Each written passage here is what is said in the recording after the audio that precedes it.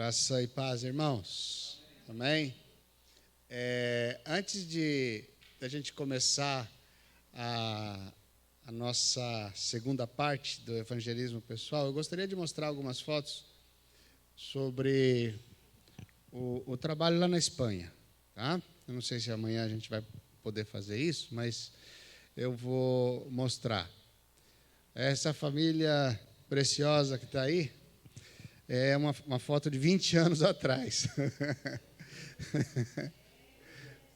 Né? Quando nós chegamos na Espanha, né? Hoje o Pedro, ele é o pastor principal da primeira igreja que nós plantamos lá, das nossas igrejas. Já estão todos os três casados.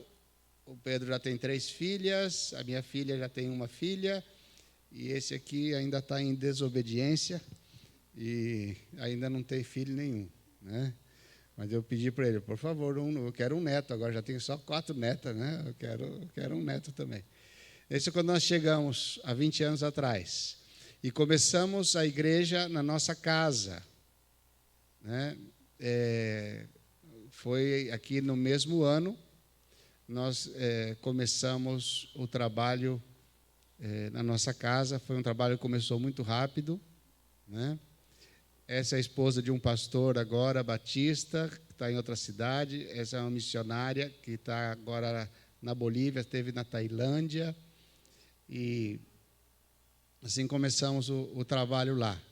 Aí da nossa casa nós conseguimos emprestado o templo de uma igreja que tinha o culto pela manhã e eles emprestaram o templo para nós pela tarde. Chama Igreja Evangélica Espanhola. Mas é uma igreja muito, muito liberal. E estava complicado estar ali naquele lugar. E primeiro que era inverno, era muito frio e eles não colocavam ar quente, né? Que eles chamam a calefação. Então a gente tinha que levar até cobertor para assistir o culto ali naquele salão tão grande com muito frio. Então nós saímos daí e fomos para um shopping que tinha umas salas de aula. E alugavam, então nós alugamos as salas de aula nos domingos e a gente começou a fazer o culto dentro do shopping, né? Era o único shopping que existia na época, Shopping Netuno, e nós começamos a ficar sendo conhecidos como a Igreja do Netuno, porque era dentro do shopping, né? E não era muito agradável, né? Porque Netuno é um deus grego. Então, a igreja do Netuno não era o melhor nome, né, para ser conhecido como igreja. Então, aqui era a entrada das aulas e aqui era o grupo que começamos ali. E ficamos ali mais de um ano. Em 2006, tivemos que sair dali porque o local foi fechado. O dono das aulas já não ia ter mais aulas ali e ele ia fechar. Então, nós saímos dali e aproveitamos e compramos todo o mobiliário deles, que eles iam ficar sem nada. Eles tinham cadeiras com aquelas mesinhas que abrem. Então, ele queria vender todo o mobiliário dele por 6.000 euros. As mesas, as cadeiras, a plataforma, tudo. Aí, eu comecei a negociar com ele. E eu falei para os irmãos, não, vamos esperar, porque eram 140 cadeiras. Eu falei, ele não tem onde pôr isso.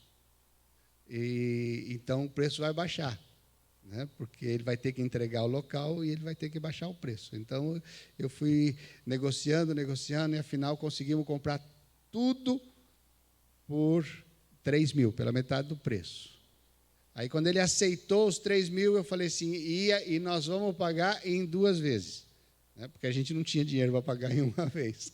Então, nós juntamos tudo aquilo, e aquilo ficou por mais tempo, por um ano pelo menos, na garagem da casa de uma família, porque a gente não tinha lugar para o culto, porque daí nós viemos para esse lugar aqui, que é a nossa casa. Foi na garagem da nossa casa, ficou a igreja por um ano. E aí foi onde nós legalizamos a igreja, né, em 2006. E daí, 2007, nós conseguimos alugar um local debaixo de um edifício. Um local onde a igreja agora já tinha uma placa e era o lugar da igreja, né?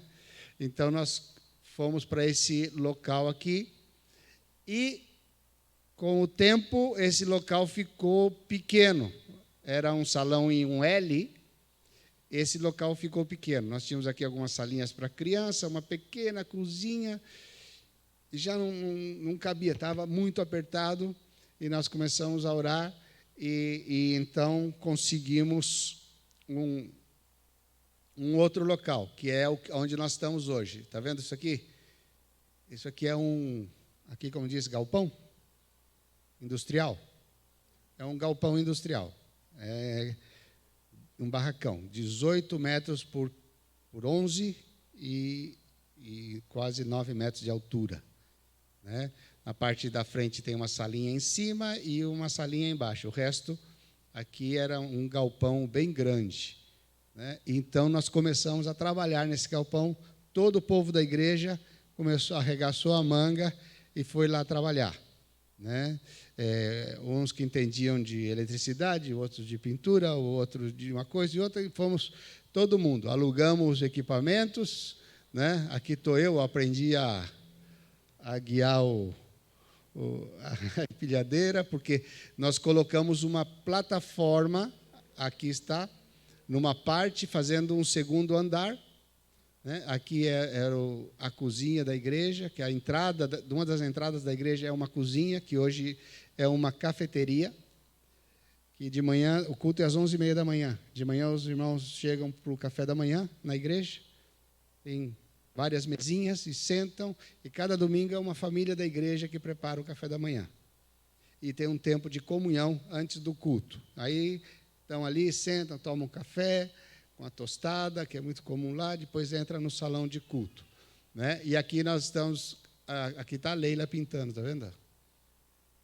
E esse irmão que é pintor está explicando para ela, né, como que ela tinha que pintar. Aqui está o Pedro, o pastor Pedro, com outro irmão, abrindo um buraco na parede que era para a entrada nessa área nova que nós tínhamos feito. Fizemos 3 salas aqui. Né? Então, toda a igreja trabalhando, e terminamos e fizemos esse salão. Baixamos o teto, fizemos um salão grande, e onde tem essas vigas de ferro aqui em cima estão as salas, que nós fizemos da parte de cima. Então, nós temos um salão hoje para umas 200 pessoas. Pintamos o chão, pintamos a parede, fizemos tudo isso, colocamos, o mais caro foi o ar-condicionado, nós recebemos uma oferta dos Estados Unidos, pudemos por todas essas coisas. Né? Então, aqui está o salão hoje, com as cadeiras que nós compramos daquele começo. Né? Daquele começo, nós compramos as cadeiras, aqui está o salão que nós temos hoje. Lá. Não temos 200 cadeiras, temos cadeira para umas 140 pessoas, mas esse é o nosso salão hoje. E aqui está o salão com o povo que está indo lá na igreja hoje. Tá? Então, era um culto especial. Nesse culto, acho que era de culto de Natal também, tinha visitas. Né? E aqui está. Ó, essa é a igreja. Aqui eu acho que tem, essa aqui é uma outra congregação que nós estamos começando em Láchar. Tá? É um grupo hoje de entre 15 e 20 pessoas, num povoado a 40 quilômetros de lá. É a única igreja da cidadezinha. Tá? Então, assim está a igreja hoje. Nós estamos trabalhando também com pastores. Nós já temos um grupo de 10 pastores que estamos passando a visão missionária e estão se envolvendo na obra missionária transcultural. Né? E aqui é a nossa conferência missionária desse ano passado, onde a gente renova o compromisso, como vocês fazem aqui também, né? Compromisso com missões transculturais. E nós levamos 3 pastores, aqui estão os 3 pastores, e mais um pastor português da igreja que está aqui. Nós fomos para a Bolívia, e lá começamos a escola teológica também, na Bolívia, em Potosí, a 4.100 metros de altura, e também ajudamos um trabalho médico, que se chama Consciência Médica, que é um trabalho médico e evangelístico, e uma pré-escola de crianças que funcionam na igreja. Então, aqui foi a primeira aula dos alunos de lá, né? E isso aqui é um trabalho que existia na igreja e nós tivemos que parar. Que nós começamos a fazer evangelismo com muçulmanos, com mulheres muçulmanas, através da costura. Elas estavam aprendendo a costurar na igreja e havia uma missionária argentina que dirigia esse trabalho. Só que ela teve que voltar para a Argentina e nós não tínhamos mais ninguém que soubesse costurar e soubesse ensinar a costurar. Então, se tem alguém com chamado missionário e sabe costurar, né? Está tudo lá, ó, todas as máquinas de costura, está tudo guardado lá, né? E nós, esse era o trabalho que tinha com as mulheres muçulmanas na igreja. E o bom de ser na igreja é que elas sabem que é numa igreja, então a gente tem liberdade de falar de Jesus sem nenhum problema, porque eles estão na minha casa. Quer dizer, se eu estou na casa deles, eu tenho que ter respeito e cuidado. Agora, se ele entrou na minha casa e ele sabe quem sou e o que eu faço, então eles respeitam e escutam o que eu tenho para falar. Então, aí o trabalho começava com oração, tinha louvor enquanto estavam trabalhando, e ela compartilhava algo da palavra, é um trabalho muito bonito que estava sendo feito lá. E isso aqui, irmãos, é um trabalho evangelístico que nós fazemos lá, que é uma das coisas que eu vou comentar hoje, né, em termos de evangelismo pessoal e evangelismo como estratégia da igreja. Nós somos uma igreja com pessoas de 15 nações diferentes. A igreja ali em Granada tem pessoas de 15 países diferentes lá. Então, uma vez por ano, nós fazemos uma feira das nações. E cada família da igreja faz uma comida típica do seu país, monta uma mesa, né? Monta uma mesa com as comidas, está vendo aqui, ó, aqui é Uruguai, né? Aqui eu não sei que país, aqui é Espanha, aqui é a mesa do Brasil, aqui é México, aqui é Portugal. Cada um faz uma mesa. E tem um concurso na igreja da melhor decoração, da melhor comida e da melhor sobremesa. E nós convidamos os amigos e familiares do povo para ir nessa. Comer, todo mundo vai. Isso é mundial, hein? Isso é mundial. Você quer fazer uma boa estratégia evangelística, põe comida no meio. O povo vai. Dessa vez, nós cobramos até uma entrada pequena para enviar para um trabalho missionário o dinheiro. As pessoas não têm problema nenhum de pagar. O espanhol, então, como ele tem muita ajuda humanitária, ele não tem problema. Se ele sabe que é para ajudar alguma coisa, ele não tem problema de pagar para entrar. E nós demos um passaporte com todos os países que estavam na feira, e você só podia voltar a comer algo de um país se você já tinha passado pelo menos por 5 países diferentes. E cada país que você ia provar a comida, te carimbavam o passaporte, né? E por quê? Porque nós fizemos a primeira vez sem isso, e o que aconteceu é que todos os argentinos iam na mesa de Argentina e comiam tudo. Todos os brasileiros iam na mesa do Brasil e comiam tudo, né? Então, aí não dava. Nós, então, diminuímos o tamanho do prato, era prato pequenininho, e era pouquinho que se servia para provar. E depois que você prova 5 comidas diferentes, você já quase não aguenta mais comer, né? Então, apesar de que os jovens comem 7, 8, 10, 15, comer de tudo, né? Então, mas aí no meio disso, né, nós tínhamos uma mesa até de comida cigana, porque lá tem a cultura cigana, né? E então no meio da festa se para, tem músicas típicas e o pastor traz uma palavra para todo mundo e prega o evangelho. E vocês não imaginam quantas barreiras se rompem, né, quando as pessoas estão num evento assim, e dentro da igreja, e conhecem a igreja, e conhecem o povo da igreja. Então, tem sido uma ferramenta assim, muito boa. Tá? E aqui é a escola teológica que nós temos aqui, essa aqui é em Granada, estão na nossa igreja tendo aula, e aqui em Jerez de la Frontera, os alunos da escola de Jerez de la Frontera. Eu dou 2 aulas, eu dou aula sobre discipulado e missões. E tem outros pastores que dão outras aulas também. Tá? E aqui, então, nós estamos começando a formar a liderança da igreja. A liderança ainda não está totalmente formada. Tá? A gente está tratando muito de caráter, porque nós não queremos dar cargo para ninguém que não tenha um caráter transformado. Porque dar cargo é muito fácil, e tirar depois é um problema muito grande. É uma luta, né? Então, você está bem, teu casamento está bem, tua vida está bem, a família está bem. Então, a gente vai tratando, e a gente vai vendo que Deus vai levantando pessoas para fazer as coisas, e vamos reconhecendo à medida que vão crescendo. Tá? Então, nós estamos nesse processo da formação de líderes. E aqui eu trabalho com os adolescentes da igreja também. Tá? E esse daqui agora é depois de 20 anos. Né? Algo eu deixei na Espanha. Os meus cabelos. Tá bom? Joia, obrigado. Tá, então, pelo menos deu para conhecer um pouquinho do que Deus está fazendo ali na Espanha. E se tem algum pastor aqui de alguma outra igreja e quer se associar a nós nesse trabalho, bem-vindo seja. Né? Nós precisamos de mais apoio, de mais oração, né? De mais retaguarda, porque tem ainda muito, muito trabalho para fazer. Bem, vamos lá.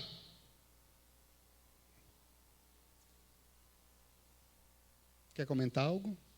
Não?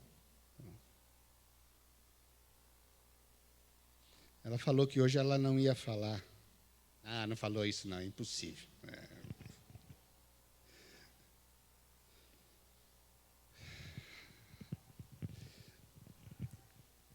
Ontem nós terminamos falando de 4 coisas que nós temos que fazer nessa pescaria. Vamos ver se vocês lembram.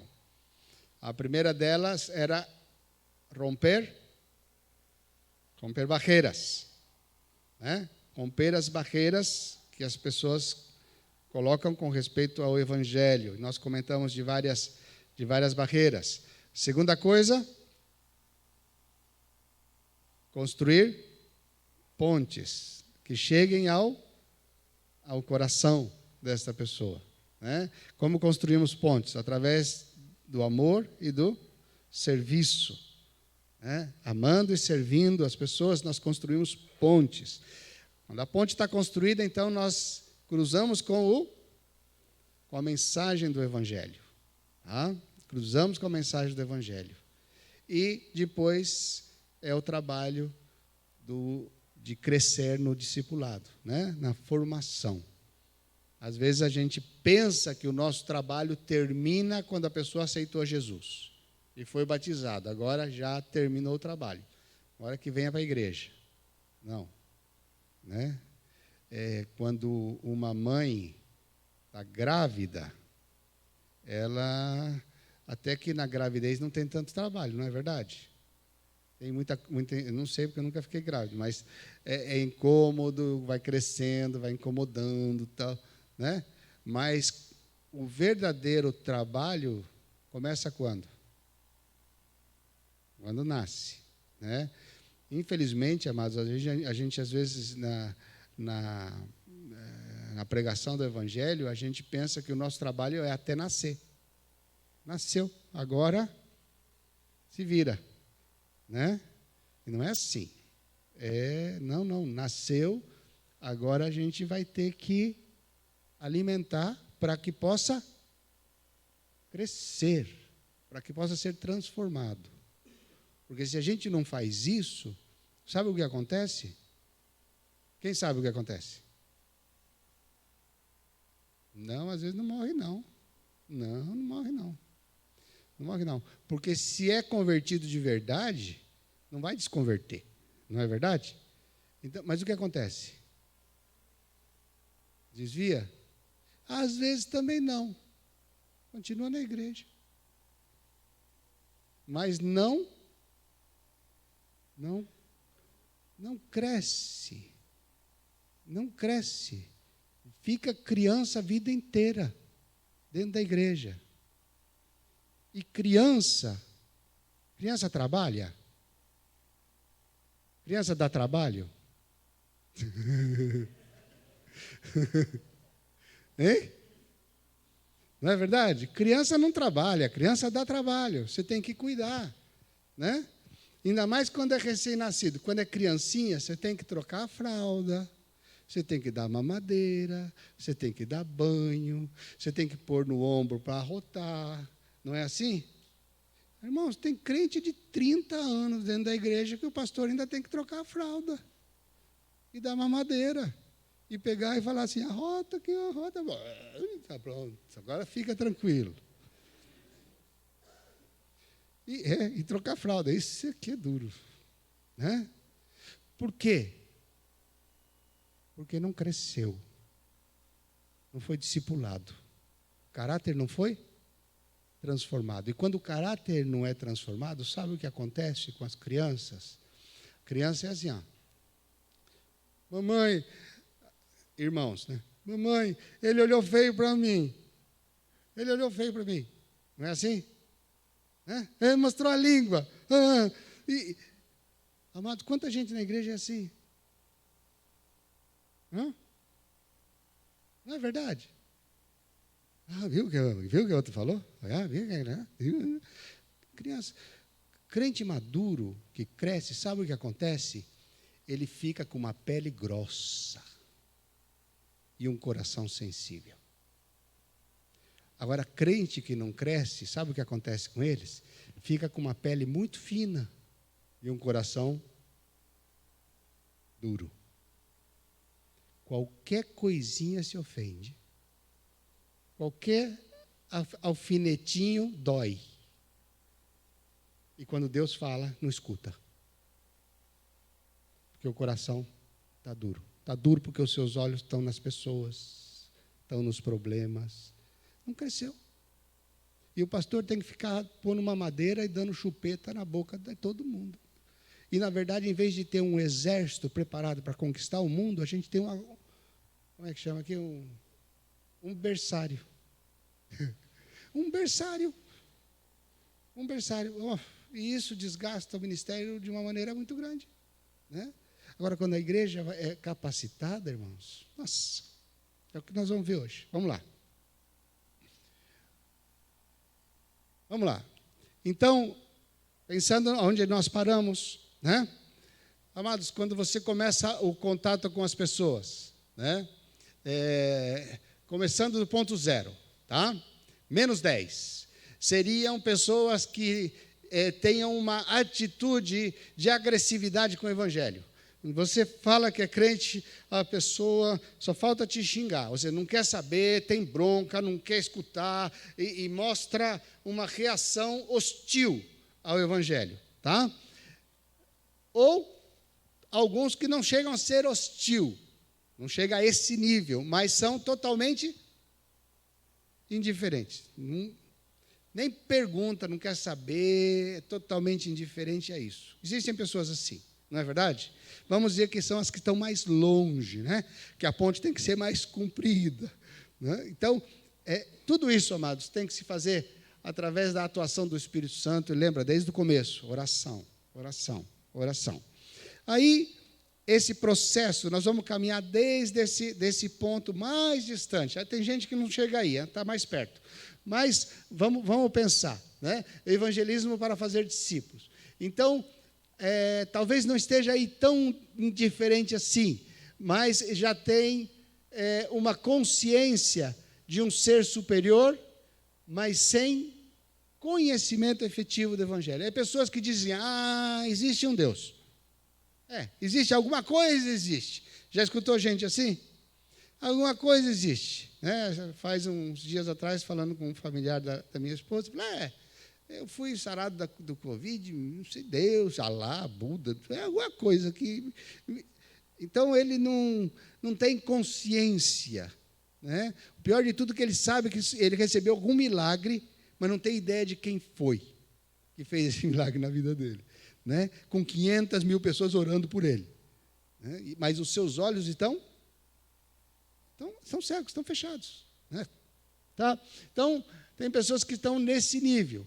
Aí você continua tratando, amando, servindo, mostrando o Evangelho através da tua vida, e isso vai começando a ir mudando. Ele começa a ter certa consciência do Evangelho. Então, a pessoa já está convivendo com você, já está vendo a tua vida, já está vendo o que Deus fez na tua vida, a tua transformação, a tua forma de falar, a tua forma de atuar, a tua forma de agir em determinadas circunstâncias. Tudo isso fala.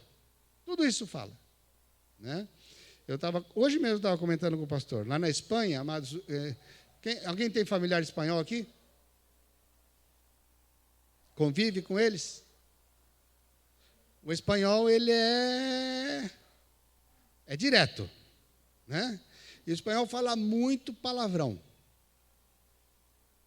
Não, mas porque é espanhol crente, né? Mas o espanhol incrédulo fala muito palavrão. Muito palavrão. Tá? Ele fala palavrão até para elogiar.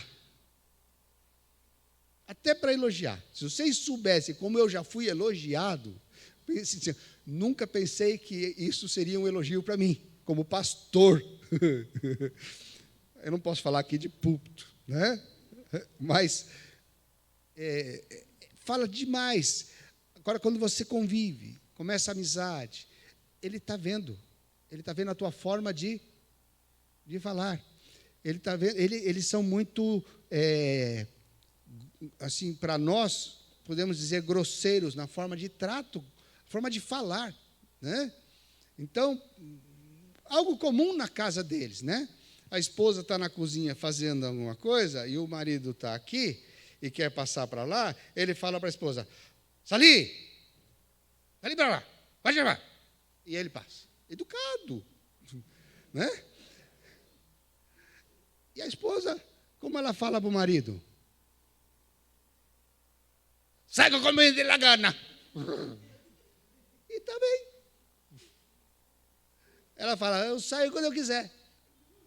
E está bem. Aí ela não sai, ele dá a volta.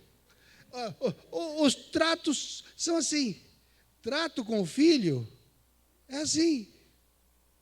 É assim. Trato de filho com o pai é assim. Porque é assim que eles escutam, assim que eles aprendem. Então, o trato é sempre com mais decibeles. Né? Eles sempre falam muito alto, muito fortes. Né? Agora, começa a conviver com um crente. Os espanhóis crentes já não são assim. Começa a conviver com um crente. Assim, nossa, mas como fala diferente, né? Por quê? Porque eles são assim, mas eles gostam de ser tratados com amabilidade.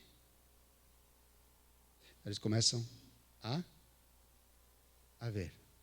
Eles começam a ver. Começam a ver que o Evangelho fez alguma coisa na nossa vida. Né? Eles começam a entender algo que eles não estavam entendendo. Começam a ter consciência do que o Evangelho faz. Né? Então, eles começam a compreender as implicações do Evangelho. O Evangelho transforma. O Evangelho transforma a vida. Eles estão, como eu digo, eles estão de zóio. Ó. Você é crente, nós estamos observando. E eles começam a perceber isso. Depois, eles começam a ter uma atitude pessoal com respeito ao Evangelho. Eles começam a perceber que isso também é para a sua vida. Começa a perceber que é para a sua vida também. Que a sua vida também pode ser impactada por esse Evangelho. Então, depois começam a reconhecer o seu problema e começam a entender que o seu coração está longe dessa verdade e começam a entender o seu pecado. E aí, quando ele entende que é pessoal e é o seu pecado, aí é o momento de confrontar com o Evangelho e levá-los a a uma decisão por Cristo. E nesse momento, ou ele vai aceitar a Cristo, ou ele vai rejeitar. Aí não tem outro caminho. Ou ele vai abraçar essa fé, ou ele vai rejeitar. E você, como evangelista, se ele rejeita, você diz, risca da tua lista de oração e não olha mais para a cara dele. Não. Você vai seguir servindo e amando. Porque você vai mostrar para ele que você ama ele, apesar de que ele não ame a Cristo. Porque senão, sabe o que ele vai entender? Que, na verdade, você nunca amou ele. Você, o único que queria que ele se convertesse e fosse da tua religião. Não. Você vai continuar amando. Né? E isso vai continuar impactando a vida dele. Tá? Se ele se converte, então nasceu no coração dele arrependimento e fé. Se converteu. Tá? E se existiu arrependimento e fé, então, amados, houve uma regeneração. Ele se tornou uma nova criatura em Cristo Jesus. Nasceu de novo. Né? Fez a oração. Lembra de ontem? Fez a oração. Então, ele se entregou a Cristo? Perfeito. Então, agora, nós vamos ver se realmente essa decisão é real na vida dele. Né? Nós vamos seguir caminhando e ver se essa entrega produziu no coração dele fruto de transformação. Fruto de transformação. E depois disso, então, ele passa a integrar-se ao corpo de Cristo, à igreja.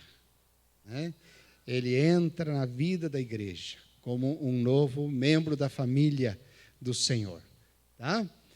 E aí, então começa o início, ou o crescimento, a transformação de conduta do discipulado. Né? Você vai começar a caminhar com ele, como você caminhou todo esse período, até levar ele para Cristo. Agora você vai caminhar com ele e vai andar com ele. E quando ele chega, ele está ali, você está junto, ele chega para a esposa, você fala, sai para cá. Você fala assim, não é assim que se fala com a esposa, não. A esposa você tem que honrar. Né? E você vai começar a ensinar ele. Você viu? Eu não falo assim com a minha. Vocês já viram na frente de vocês eu falar alguma vez assim? Na frente de vocês eu não falo. E nem longe de vocês. Né? Você não pode ser assim. Aí você vai começar a ensinar. Né? A um caráter transformado. E se ele foi transformado por Cristo, o seu coração vai aceitar. Né? Ser tratado e ser transformado. Tá bom? Então, aí ele é batizado, dando testemunho público da sua fé. Né? Todo esse processo vai acontecendo na vida desse novo irmão. Ok? Então, aqui, nessa etapa, nós estamos rompendo as barreiras. Nesta etapa aqui, nós estamos edificando as pontes. Aqui, nesta etapa aqui, nós estamos pregando o Evangelho claramente. E nesta etapa aqui, nós estaremos discipulando. É isso. Né? Às vezes, com isso, nos ajuda a pensar nos nossos amigos, conhecidos, mais ou menos em que lugar eles estão. Né? Às vezes é bom saber para poder orar de forma mais específica por eles. Né? Olha, esse meu familiar, ele escuta tanto. Quem sabe ele não precisa escutar tanto, mas ele precisa ver mais. Eu preciso estar mais perto dele. Porque às vezes a gente fala muito, né?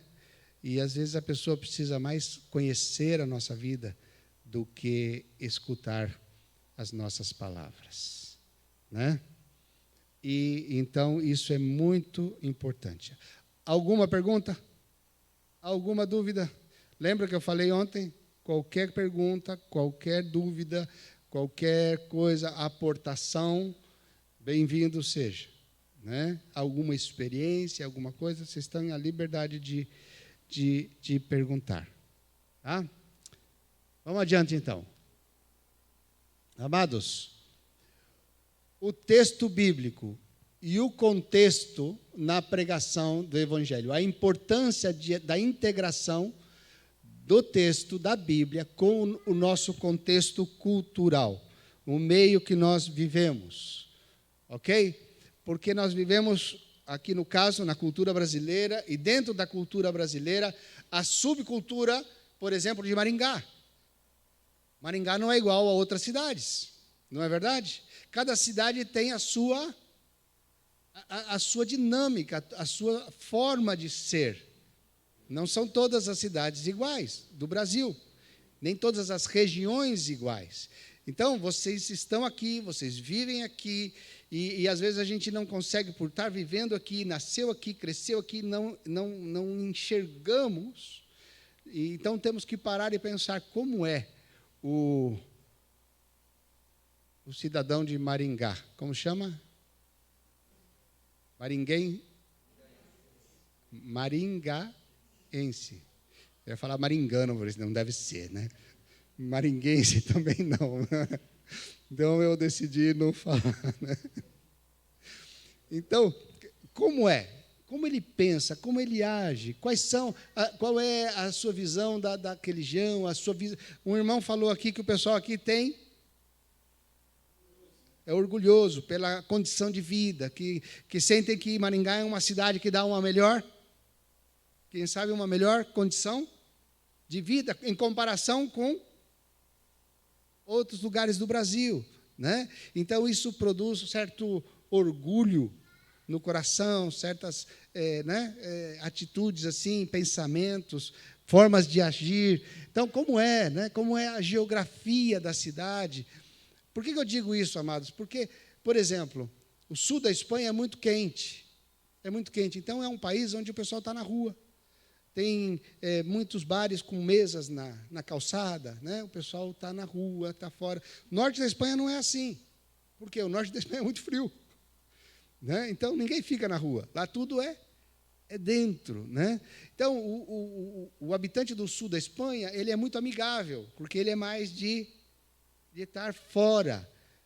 Eu tenho gente da igreja que é a família do norte da Espanha, eles jamais convidaram um amigo para entrar na casa. Convidar uma família amiga para comer é num restaurante. A minha casa não entra ninguém, né? Então, imagina, se eles são assim, você fala assim, vamos começar células caseiras, mas o pessoal, culturalmente, não convida ninguém para vir para casa. Então, como você vai conseguir fazer com que a igreja funcione em células? É impossível. O pessoal não vai aceitar, né? Você pode romper essa questão cultural? Claro que pode. De que maneira? Você abrindo a sua casa e fazendo com que eles venham e eles vejam que é bom fazer isso. Aí começa uma transformação. Mas não espere que isso vai acontecer de um momento para o outro, né? Então, como é o povo de Maringá? O que gosta, o que não gosta? O povo que eu convivo, o que eles gostam, o que eles não gostam? Como atuam, né? O clima, o que aqui, com esse clima, se pode fazer, que é agradável, que o povo gosta. Entende? Lá eles gostam de, no verão, ir para o rio, ficar lá com as crianças, do lado do rio, né? Então, tem famílias da igreja que vão com seus filhos pequenos no rio, fizeram amizade com casais ali do lado do rio, que tinham crianças também. Conversaram, compartilharam, e levaram para o culto de Natal da igreja. Entende o que eu digo? Se eu quero alcançar as pessoas, eu tenho que estar onde as pessoas estão, né? Eu queria alcançar homens no Uruguai, pregar para homens. Onde estão os homens? Alguns estavam pescando, mas eu não ia no rio buscar, encontrar algum pescando. Aonde? No bar. Lá eles chamam boliche, né? Estão no bar. Estão no bar fazendo o quê? Bebendo. O que eu vou fazer então? Não vou beber. Mas eu vou no bar. E no bar eles estão jogando sinuca. Vou jogar sinuca. Vou jogar sinuca no bar. Aí fui jogar sinuca no bar, né? E comecei a fazer amizade com aqueles homens, né? Estão trabalhando no seu trabalho. Então, eu preciso estar onde eles estão. Então, eu faço questão. Quebrou um relógio, eu vou no relojoeiro, entrego o relógio lá e digo assim, você me fala qual é o problema, quanto custa e quando eu posso buscar. Ah, tá, muito obrigado, tchau. Não. Entreguei o relógio lá, e ele olhou o relógio, e ele me falou assim, tá, pode deixar que eu arrumo. Eu falei para ele, você sabe que uma vez eu desmontei um relógio, e quando montei o relógio de volta, me sobraram umas quantas peças, que eu não consegui mais montar o relógio. Não sei se alguém aqui alguma vez desmontou um relógio, mas me sobrou um montão de peças. Ele falou, é verdade, porque quando você não sabe e começou, ele entendeu que eu estava valorizando o quê? O trabalho dele, não é verdade? E ele começou a dar uma aula para mim de conserto de relógio. Irmãos, eu aprendi muita coisa, hein? Com muitas pessoas assim. Eu entendo de tudo já. Eu não vou falar do que mas aí ele começou a falar e eu comecei a escutar e tal, e de repente ele para e diz para mim assim, o que você faz aqui? Eu falo, olha, eu ensino a Bíblia. Aí desconcerta todo mundo, porque ele pode escutar qualquer coisa, mas não espera isso, né? Eu ensino a Bíblia. Ensina a Bíblia? Porque tem muita gente que tem a Bíblia em casa e lê e não entende. É verdade. Ele falou assim, é verdade. O Papa vai vir aqui na cidade daqui uns 3 meses. O que você acha do Papa? Pergunta perigosa. E se eu falar para você o que eu acho que você não vai falar mais comigo.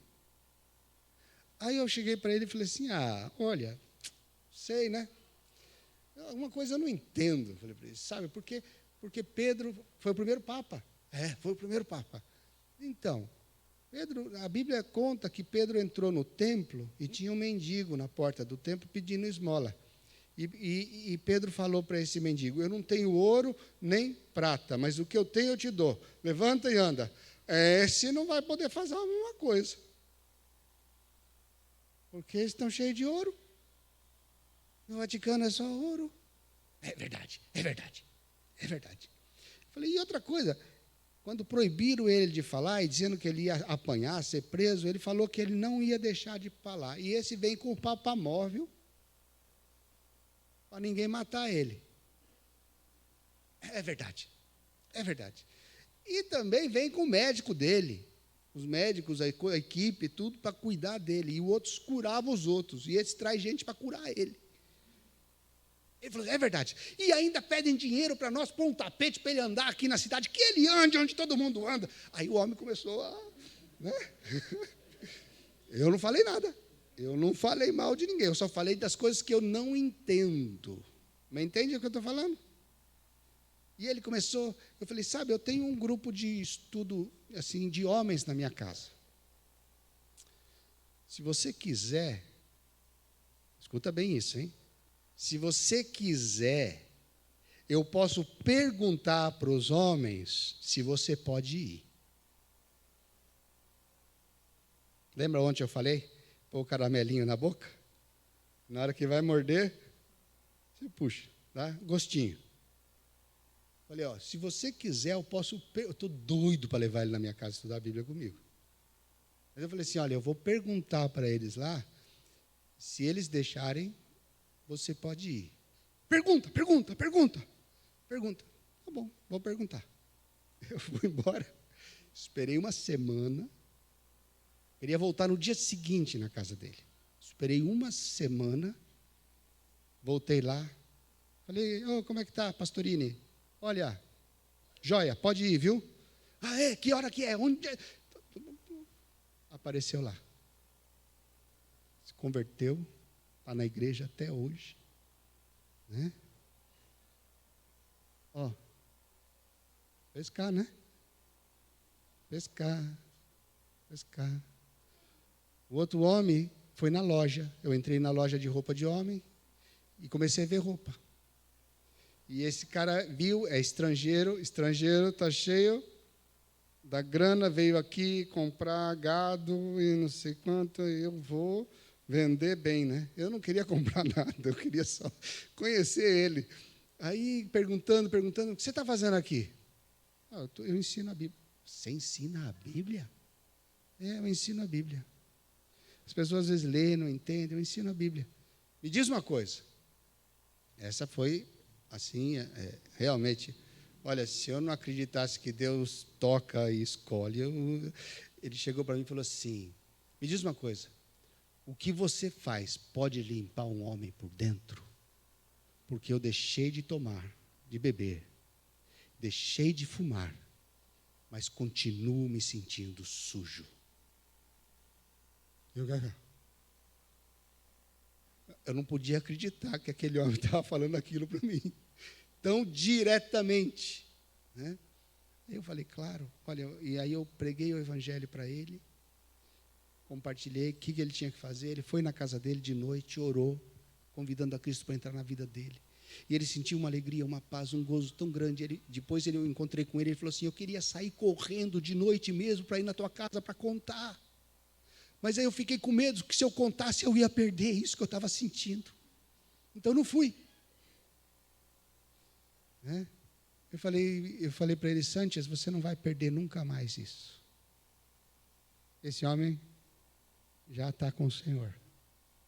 Hã?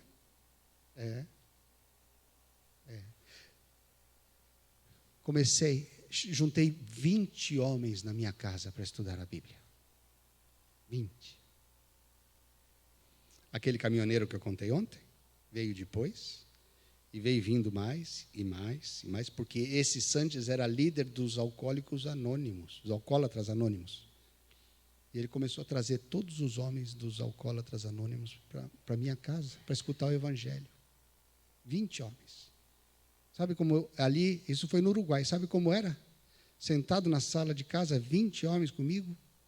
Ali, o Uruguai é como o espanhol, ele fuma muito. Era o chimarrão numa mão, a Bíblia na outra, o cigarro na outra. Minha casa apestava, um fedor de tabaco naquele dia, estudando a Bíblia. E, enquanto nós estávamos estudando a Bíblia, no inverno, na lareira, uma grelha, fazendo linguiça. E quando era verão, lá fora, na churrasqueira, fazendo linguiça, pão. Um deles trazia o vinho. Era assim. E aqueles homens começaram a se converter, a se converter, a se converter. Não iam para a igreja. Aí um deles falou assim, sabe, eu sinto que alguma coisa falta. Eu falei, falta sim, você precisa ir para a igreja, você é parte de um corpo maior que isso. Eu vou para a igreja. Porque entrar nessa porta é uma barreira muito grande. É um compromisso muito grande. Mas eles entraram já convertidos. Sabe o que aconteceu? As esposas se converteram assim, ó. Porque elas viram a transformação do marido. E elas falaram, não é possível. Eu quero saber o que mudou meu marido. E sabe o que acontece quando a esposa se converte primeiro? Às vezes demora anos para que o marido se converta. Porque o homem é orgulhoso. E ele não vai admitir que a esposa tem razão. Verdade ou não? Ele não vai admitir que, não, isso é coisa de mulher. Religião é coisa de mulher. Ele não vai admitir. Agora, se o homem é transformado, a mulher diz, não pode ser. O cara vivia na rua, agora não sai de casa. Agora está preocupado comigo. O que aconteceu com o meu marido? Eu quero escutar isso também. E as mulheres se convertiam assim, ó. E sabe o que acontecia? As mulheres se convertiam assim e cresciam 10 vezes mais rápido que eles. Porque o homem é mais lento também. A gente é mais lento em tudo, né? A gente só pensa numa coisa, a gente se concentra. A mulher não, a mulher, ela está me escutando aqui e está vendo o que está acontecendo em volta. Assim são, né? Assim são todas elas. Nós não temos essa capacidade, né? Né? Mas isso é outro estudo. Amados, entende o que eu estou falando? Olha, contato, abrir a porta, e então conhecer, né, a cultura, saber como atuar, como atuar com o povo dessa cidade. Qual é a forma de poder chegar ao coração dessas pessoas? Então, a integração do texto da Bíblia, né, de ambos, o texto e o contexto cultural, produz uma comunicação da palavra de Deus de maneira que tem sentido àqueles que escutam.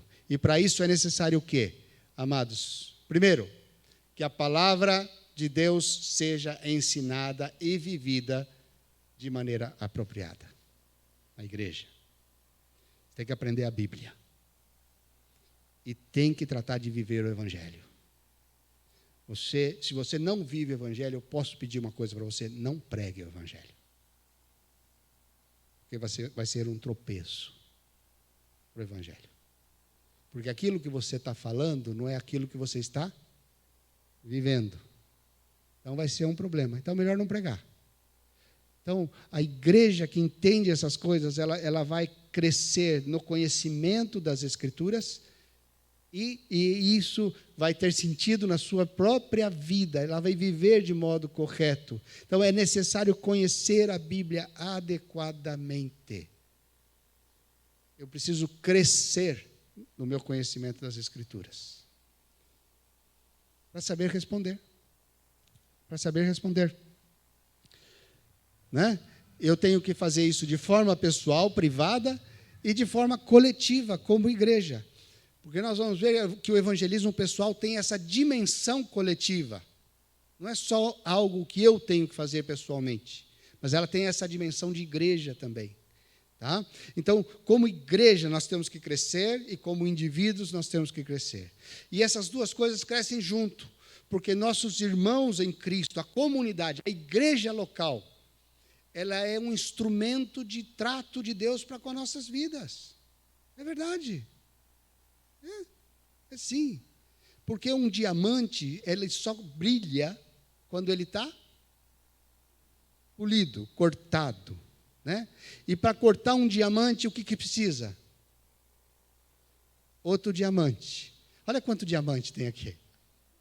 Né? Outro diamante que está aqui. E sabe quando aquele irmãozinho assim, que ele acordou meio carnal, né?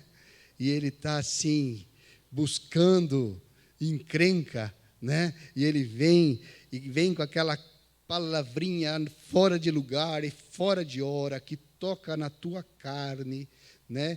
E levanta a chuleta, né? O bife, né? E você fica no bife, né? Saiba que é instrumento de Deus. Você fala assim: quanto instrumento de Deus tem na nossa vida? Para quê? Para a gente brilhar. Ele vem cortar, né? Tratar para que Jesus brilhe mais na tua vida. Né? Por isso que Tiago disse, né, que temos motivo de toda alegria ao passar por várias tribulações. Não é? É motivo de alegria. Eu falei assim, eu nunca vi ninguém falar graças ao Senhor pelas tribulações. Que alegria. Né? Mas é motivo de alegria, porque a tribulação, olha, ela vai forjando o caráter de Cristo na nossa vida.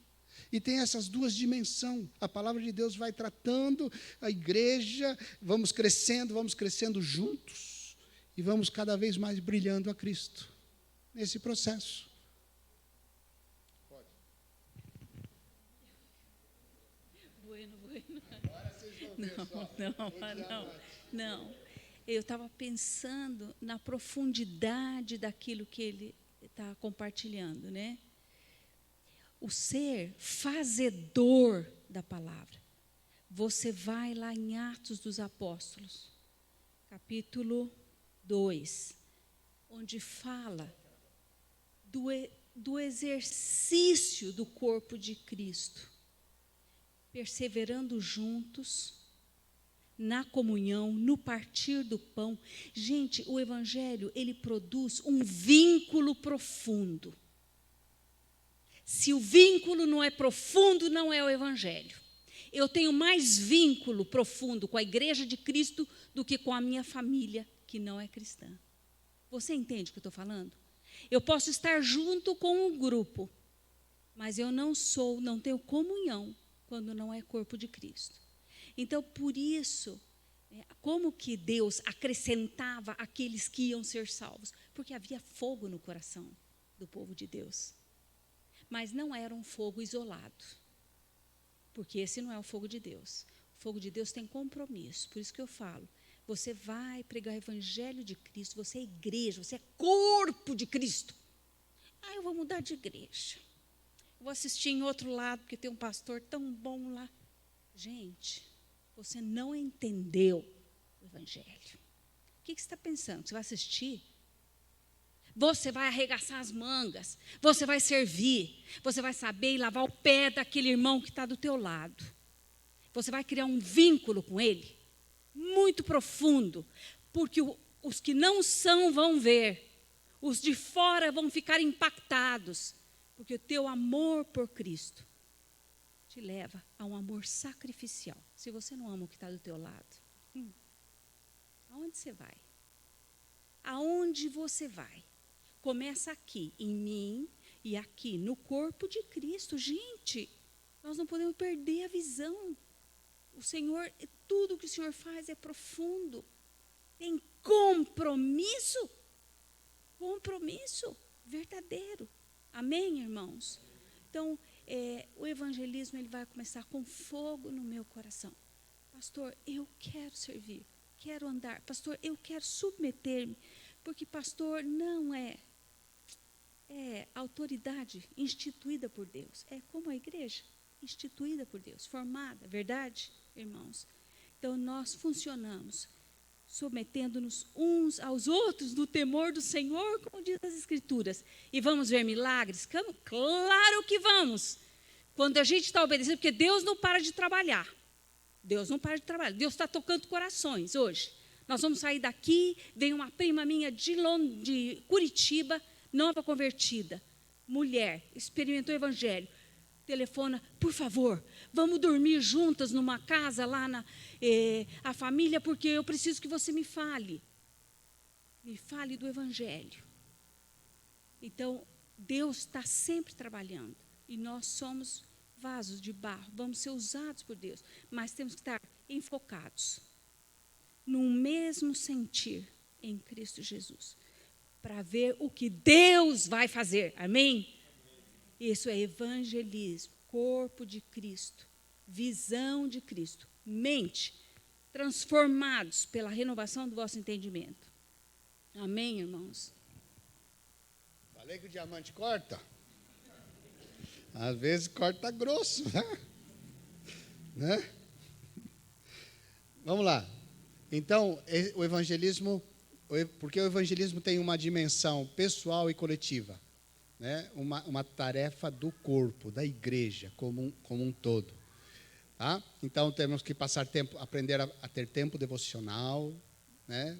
Pessoalmente, e as Escrituras devem formar os valores para a vida e seus princípios devem guiar a decisão, as nossas decisões. O que leva você a tomar decisões? É a política, é a situação econômica, é o quê? Amados, o Evangelho deve levar-nos a tomar as decisões. Deus deve guiar nossa vida, né? Tá? E guiar também a estratégia evangelística da igreja. Isso eu vou falar um pouquinho mais para frente. Tá? Seguimos. Então, nós temos que conhecer o nosso contexto, né? Porque conhecer as Escrituras não é suficiente para capacitar a igreja para alcançar exitosamente a comunidade, a cidade. É necessário ler a cultura a partir da Bíblia. Então, entender o que eu vivo a partir das Escrituras, não a partir do mundo. Tá bom? Vou entender. Vamos dar uma explicação clara para você entender o que eu estou falando.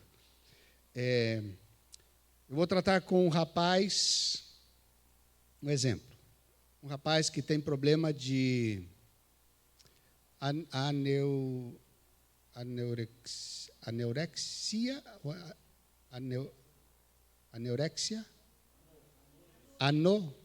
porque eu estou pensando em espanhol, então são palavras que a gente quase não usa, então não sabe em português. Anorexia. Lá o acento está em outro lado, anorexia. Bom, não importa, já sabem do que eu estou falando, né? E ele está magrinho assim, né? Qual é o problema dele? Assim, secularmente falando. Qual é o problema dele? Pergunto. Mais de que não coma. Qual é o problema dele? Falta de alimento. Por quê?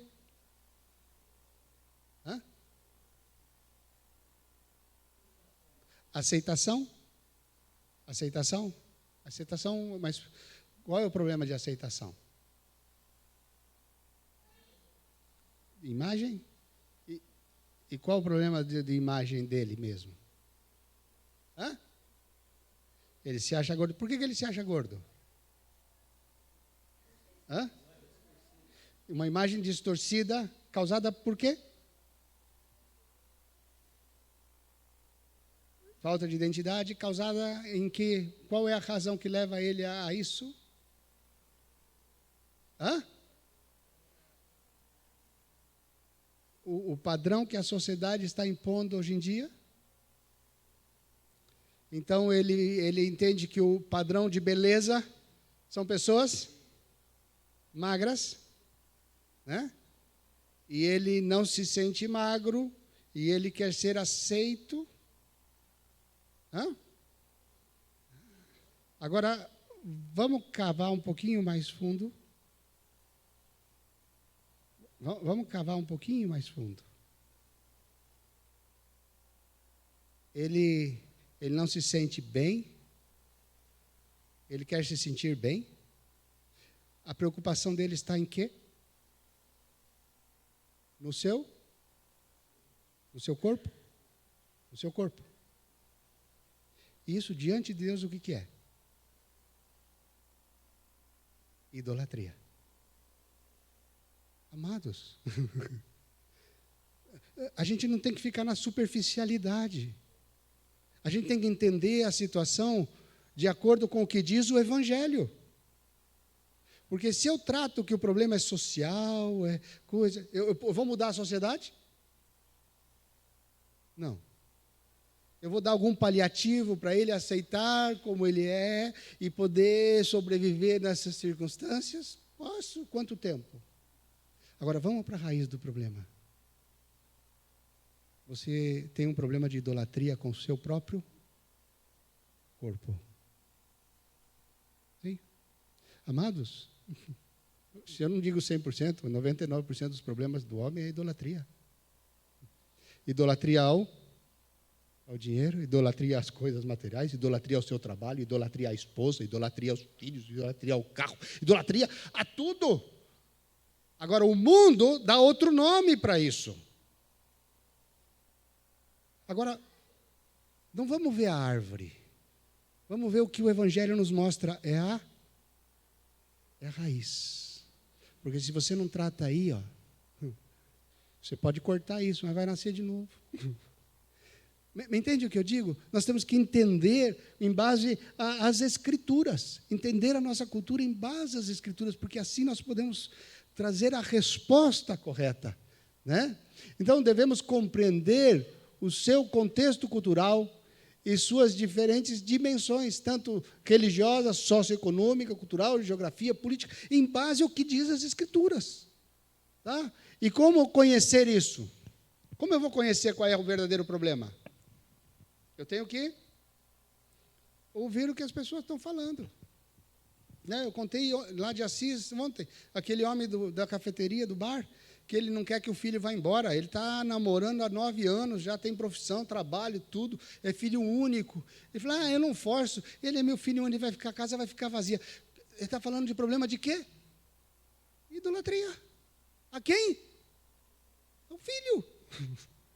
Então, entender qual é a raiz da coisa, né?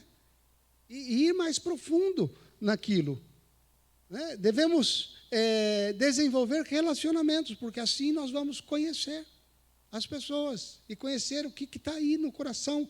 E segundo aquilo que nós aprendemos da palavra de Deus, nós vamos discernir qual é o verdadeiro problema. Tá? Então, viver entre eles e aprender tudo o possível da pessoa que eu estou tratando de conhecer. Tá? E chegar a conhecer suas motivações, seus problemas, seus sonhos, seus valores. Né? E desta forma, eu estou apertando errado aqui. E desta forma, explicar como o Evangelho aborda suas necessidades mais profundas. Aí eu vou chegar com o Evangelho aonde ele tem que chegar, na sua alma. Um missionário estava numa tribo indígena e pregou para um chefe da tribo. Explicou o Evangelho. E o chefe da tribo escutou tudo o que ele falou e disse assim, tudo o que você falou é muito bonito, mas coça aonde não está a coceira. Você já teve coceira nas costas? Num lugar onde você não alcança? Você não vai fazer que nem o cavalo que encosta na árvore. Bom, se você vive sozinho, não tem outra história. Você tem que fazer isso. Né? Agora, se você é casado, ou tem filho, está com alguém de muita confiança, né? O esposo ou a esposa, você chega para a esposa e fala assim, por favor, coça aqui minhas costas. Hein? E aí ela começa a coçar aonde não é. Ah, que alegria, não é verdade? Quando você coça onde não está coçando. Parece que é pior ainda, não é? Hein?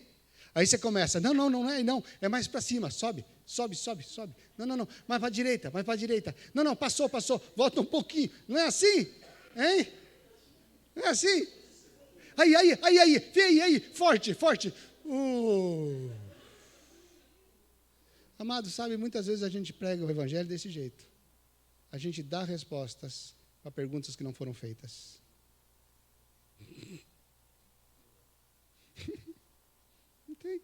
Não chega. Não é verdade? É isso que nós vamos tratar agora. Né?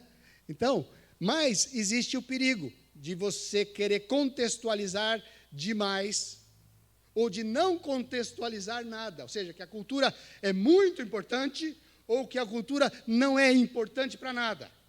Esses dois extremos existem na igreja hoje. Né? Então, quando contextualizamos, caminhamos a fina linha entre sobreadaptar-nos ou subadaptar-nos à cultura. Ou nos entramos demais ou não entramos. O que acontece? Para você entender isso, né? Vamos traduzir isso.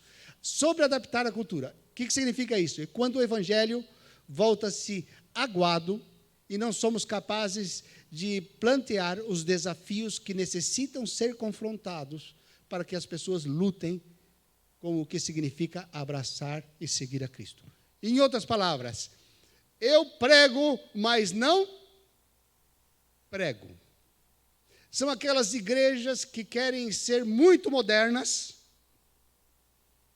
é luz brilhando, é fumacinha, é dancinha, é festinha, mas não prega o Evangelho. Sai todo mundo contente da festinha que apareceu, mas ninguém tem uma vida transformada. Você conhece a igreja assim? Hein? Me entende o que eu estou falando? Tem um pastor nos Estados Unidos que decidiu não falar mais do pecado, porque é tanto sofrimento na vida que vem na igreja para escutar mais acusação. Amado, se você não fala do pecado, não tem transformação. Não tem salvação. Eu falei ontem, tem que dar primeiro a má notícia para poder dar a boa. E a gente fica falando do amor, do amor. Eu fui numa igreja em São Paulo, muito grande, 2.500 pessoas. Agora, imagina um pastor de uma igreja de 2.500 pessoas. Eu estava conversando com um conhecido na porta da igreja antes do culto, e ele me cumprimentou como se eu fosse membro da igreja. Claro, como você vai conhecer 2.500 pessoas? Como você vai conhecer quem é membro ou quem não é? Não é verdade? É muito difícil. Eles têm grupos, têm um montão de coisas, mas o pastor não conhece. Então, começou o culto. Ele pregou sobre o rei Ezequias. Quem conhece a história de Ezequias? Estava doente. E Deus deu 10 anos mais de vida para ele. Lembra? 15 anos. Isso, eu tirei um pouco. Eu ia tirar mais porque era melhor não ter dado nada. Porque foram os piores anos da vida dele. Não é verdade? Se pôs orgulhoso, soberbo, e foi os piores anos da vida dele. Era melhor se tivesse morrido. Era dia dos pais. A mensagem daquele pastor foi que ele entrou na internet naquela semana e viu listas de pessoas que desejavam fazer as coisas, que sabiam que iam morrer e tudo que gostariam de fazer antes de morrer. E foi ler listas de um, de outro. E terminou o culto dizendo que aquele era o dia dos pais e que ali estavam vários pais. E aqueles pais eram exemplos para a igreja, exemplos para os seus filhos, exemplos para a família, eram homens de Deus. E pediu que todos os pais levantassem e viessem à frente, porque ele ia orar por aqueles pais, para que seguissem sendo esses homens que Deus queria que eles fossem diante da sua família, esse exemplo maravilhoso. O que aquele pastor fez com o ego daqueles homens? Massageou. Quem falou? Massageou o ego de todo mundo. Não é verdade? Agora imagina, 2.500 pessoas. O pastor conhece aqueles pais? Aqueles pais todos eram exemplos para os seus filhos? Tem coragem de falar isso? Imagina o filho sentado do lado daquele pai, escutando aquilo, pensando, esse pastor não conhece meu pai. Não é verdade? Aqui, sentadinho aqui, ele é um. Lá em casa, ele é outro. Ele não conhece meu pai. Não é? E eu estava sentado ali, amados, incomodado. Estava desesperado, sentado ali, escutando aquele culto. Eu falei assim, Senhor, um texto tão bonito, uma oportunidade no dia dos pais, chegar para aqueles pais e falar assim, olha, Deus deu 15 anos de vida para esse homem, foi os piores 15 anos da vida dele. Você, como homem e pai, acerta a tua vida antes de morrer. Acerta a tua vida, o teu relacionamento com os teus filhos. Confessa o teu pecado. Confronta. Traz transformação. Os pais saíram contentes do culto. Amados, quando a gente quer contextualizar demais, o evangelho perde o seu sabor, perde o seu gosto, né? Mas, se você não contextualiza, olha o que acontece. As pessoas simplesmente vão embora. Por quê? Enquanto escutam a verdade bíblica, porque é verdade, recebem respostas a perguntas que não foram feitas, a respeito de conceitos que não têm sentido para eles, e com argumentos que não têm peso na vida deles. O que esse cara está falando? Eu não entendo nada. Para mim não tem sentido isso que ele está falando. Entende? É o outro lado. Né? Tudo isso não tem nada a ver comigo. Então, como saber a medida exata? Né? Como evitar isso? Desse lado aqui, se eu vou contextualizar demais, o que eu tenho que fazer é seguir, lendo continuamente as Escrituras e assegurando-me, né, de que as verdades do arrependimento e de crer na obra de Cristo não se perca. Eu não estou deixando de falar essas coisas. Jamais deixo de falar essas coisas. Entende? Então aí eu vou seguir sem me desviar. E como eu sei que eu não estou Eu estou coçando onde não está a coceira. Né? Aqui, ó, observando o rosto das pessoas. Mostram interesse ou estão dispersos? Você já viu conversar com uma pessoa, você começa a pregar e a pessoa... né? Tipo assim, não tem interesse naquilo que você está falando. Né? Estão intrigadas ou confundidas? Entendendo o que ouvem ou esperando que acabe para ir embora. Então, se isso está acontecendo, eu não estou chegando. A mensagem não está... Alguma coisa, talvez eu tenha que replantear na forma como eu estou atuando. Ok? Então, avalie suas próprias barreiras. E isso aqui é outra coisa que está dentro disso. Porque dentro de todo esse contexto, amados, nós temos que reconhecer a nossa subcultura evangélica que nós temos e muitas vezes não percebemos. Nós falamos o nosso idioma. A igreja tem o seu próprio idioma. Não tem? Sim ou não? Nós falamos evangeliclês. É um idioma do evangelho. Né? Ô, glória! Paz do Senhor, irmão. Aleluia. Né? E a gente quer pregar o evangelho e muitas vezes a gente pensa que as pessoas entendem isso que nós falamos. Lá na Espanha, eu estava falando num grupo e tinha um homem que não era crente e eu estava falando que eu planto igrejas. E ele falou assim, me diz uma coisa, por que você fala que planta igreja e não constrói? Porque igreja se constrói, não se planta. Quer dizer, eu percebi que ele não estava entendendo o que eu estava falando. Os outros que eram crentes, sim, estavam entendendo o que eu estava falando, mas aquele homem que não era crente não estava entendendo o que eu estava falando. Né? Que eu ponho um tijolinho, ali. Já. É isso. Né? O que está na cabeça da pessoa quando escuta essas coisas? Amados, nós falamos isso o tempo inteiro. E quanto mais tempo na igreja a gente tem, mais a gente vai adquirindo esse vocabulário evangélico. Né? Como, por exemplo... ser salvo. Às vezes a pessoa fala ser salvo. O que é ser salvo? Salvo de quê? Né? Ou a graça salvadora, a redenção. Nós somos comprados pelo sangue.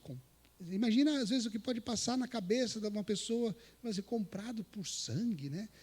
Compra com dinheiro. Esse negócio aí é meio coisa de macumba. Né? Comprado por sangue, a paz do Senhor, nascer de novo, lavado pelo sangue, né? E Deus me falou. Isso é muito comum nos crentes, né? Deus me falou. Então a pessoa fica pensando assim, quando fala assim, falou, é que eu escutei uma voz, né? Eu nunca escutei voz nenhuma, como Deus falou, né? E as pessoas ficam confundidas, às vezes, com a nossa forma de se expressarem. Nós estamos achando que estamos, né? Sem contar nossas canções, hein, irmãos? Tem letras de nossas canções que realmente, se entra uma pessoa nova que não é crente na igreja, não entende absolutamente nada. Nada. Né? Eu gosto muito daquele coro antigo, né? Glória para ser de Deus, a Jesus o Senhor, ao leão de Judá, a raiz de Davi que venceu e o livro abrirá. Deus meu. É uma visita na igreja que fala assim, glória para sempre ao Cordeiro de Deus. Não passa na cabeça da pessoa o quê? Um cordeiro. Deus. A Jesus o Senhor. Aí Jesus o Senhor. Ao leão de Judá. Aí já mudou de bicho. Né? Aí já vai para a raiz de Davi. A raiz que venceu. E abriu o livro. Pô, aí já acabou.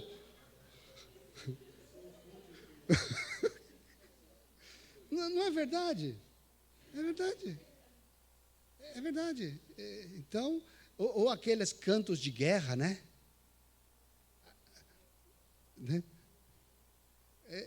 Isso, né? Senhor, mandar fogo e tal, e né, aquelas coisas assim que o pessoal, ele escuta isso e fala assim, né? Nossa, o pessoal é tudo doido, né? Não entendo nada, porque nós temos o nosso idioma. Então, quando a gente tem que aprender que quando nós vamos evangelizar, a gente precisa reconhecer essa verdade.